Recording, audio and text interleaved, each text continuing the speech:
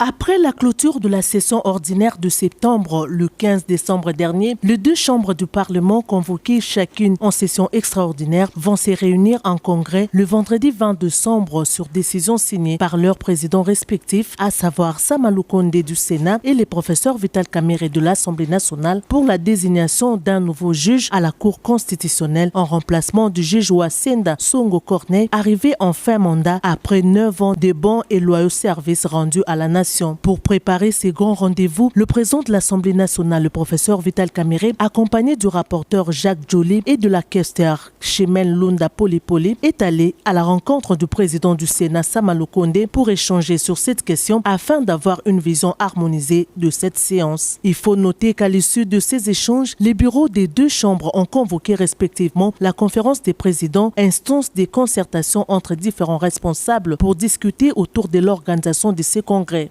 Vous savez, vous rappellerez que la session du mois de septembre a été clôturée conformément à la Constitution le 15 décembre 2024. Et aujourd'hui, le bureau devait annoncer à la conférence de présidents la convocation par sa décision d'une session extraordinaire conformément à l'article 116 de notre Constitution et 69 de notre règlement intérieur. Cette session extraordinaire a un seul point à l'ordre du jour, à savoir la désignation par le Congrès d'un juge constitutionnel dans les quotas réservés au Parlement. Et sur ce point-là, l'article 119 de la Constitution prévoit à son alinéa 4.4 que 3 membres, n'est-ce pas, de la Cour sont désignés par le Parlement. Mais la correspondance reçue du président de la Cour constitutionnelle nous invite à désigner un membre qui va remplacer le juge Wassenda qui pendant 9 ans a rendu de bons et loyaux services à notre République. Le point principal qui est inscrit dans la convocation, c'est essentiellement la désignation du juge par une commission spéciale composée de membres de 2 chambres. Cette commission spéciale va donc auditionner les candidats et rendra compte à la plénière qui validera en définitive cette candidature, n'est-ce pas,